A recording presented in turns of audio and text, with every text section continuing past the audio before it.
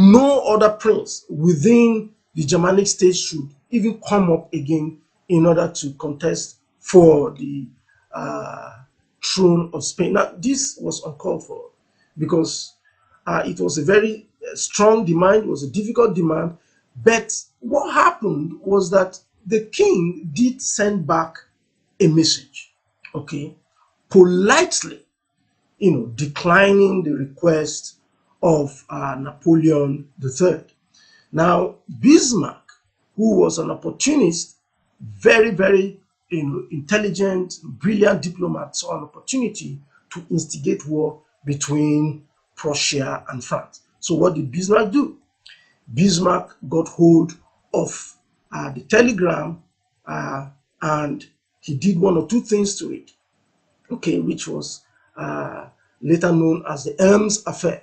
And what did Bismarck do? Number one, Bismarck edited the king's report and released it to the papers. And he changed what was actually, just slightly changed, a couple of things in that telegram, okay, that was sent to Napoleon, and to make it seem as if, the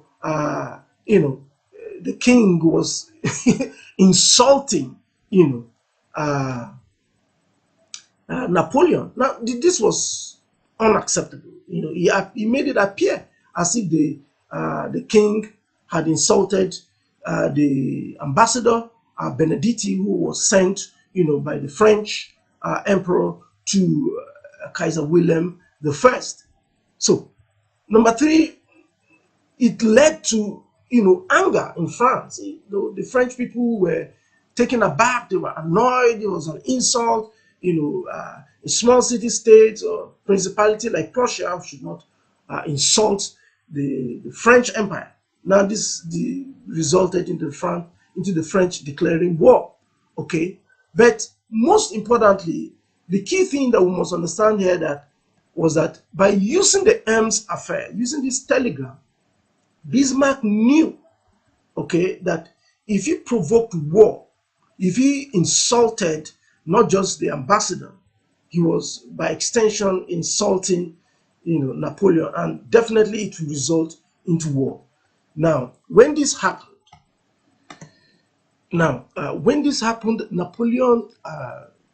Bismarck was able to create the impression that France and Napoleon stood against unification of Germany at all costs. So remember, through the Danish War, and his attempt to protect Holstein and Schleswig, Bismarck had been able to gain the support, okay, of all the northern, Germanic states. He had gained the support of northern Germanic states, and by the time Napoleon declared war on Prussia, he was able to have the backing, okay, of so many other Germanic states. Although the Germanic states in the south, many of the Germanic states in the south were not still in full support of Bismarck and the Prussian army, but it was now clear that any kind of war between the northern Germanic confederation would affect the southern Germanic states. And it was easy for Bismarck to create this impression because previously he had alluded to the fact that if France supported, that's what we studied in our first module, if France supported him against Austria by staying out of the conflict between Prussia and Austria, then he would probably grant France some concessions in southern Germany, in some of the southern city-states. And this was able to give Napoleon the impression that he would take some of this territory. Now, once war broke out between Prussia and France, then Bismarck was able to create diplomatic relations with the southern Germanic states by giving an impression that France had every intention of grabbing territory in the southern Germanic states. So before you know what is happening, the southern Germanic states, started rallying to the call of Prussia, and the Franco-Prussian War of 1870 took off. The war was fought, and within a very short period of time, Prussia was able to defeat France, and once Prussia defeated France, it was quite an embarrassing defeat. Actually, it was quite an embarrassing defeat, and Paris fell eventually, and the Germanic armies, that is the confederation of all the Germanic states that came together to fight with Prussia against France, were able to march into Paris, and the the French crown, Napoleon Bonaparte III, had no choice but to surrender. Now, it is very important to observe what took place at the surrender by the French at the end of the war in 1871. Now, this is very instructive because initially, if we remember what we studied in our first module, I remember telling us that Bismarck made sure that when Austria was defeated in the Austro-Prussian War of 1866, Austria was not disgraced in that at the end of that war. There was concession by Austria, there was surrender, and everything was settled quite amicably. But in the instance of France, it was different. And this was one of the, should we say, strategic errors that eventually came out from the unification of Germany, because historians normally look at this down the line as being one of the key causes of the First World War. Now, when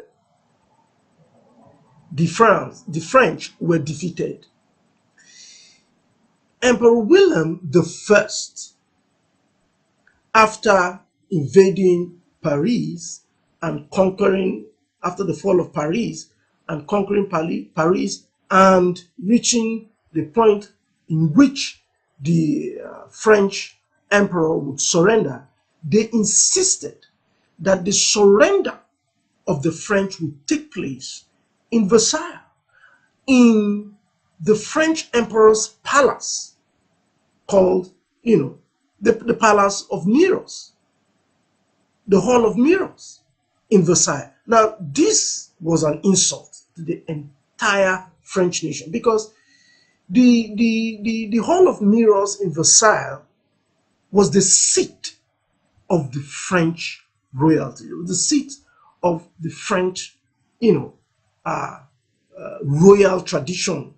It was complete embarrassment, in the sense that not only the surrender was carried out in the Hall of Mirrors in Versailles, the crowning of the Prussian Kaiser, the Prussian king, as the first German emperor, as the German, the Kaiser of the German Reichstag, as the king of the German Empire, took place in that same Hall of Mirrors in Versailles. And this embarrassment was completely, it was just too much for the French people to bear. Now, this was the inauguration of the German Reich, the German Empire in the Hall of Mirrors. Now, they could have done this of course, they could have done this in Prussia, but they chose to do it in France in order to rub in the defeat of the French into their noses. Now, this insult, became, so profound that it continued, to create enmity between the French and the Germans for years to come. But nevertheless, at the surrender, and the inauguration of the German Reich, the entire German, confederation came together as one, thereby creating Germany for the first time. So Germany was now unified at the end of this war, when France, surrendered in 1871.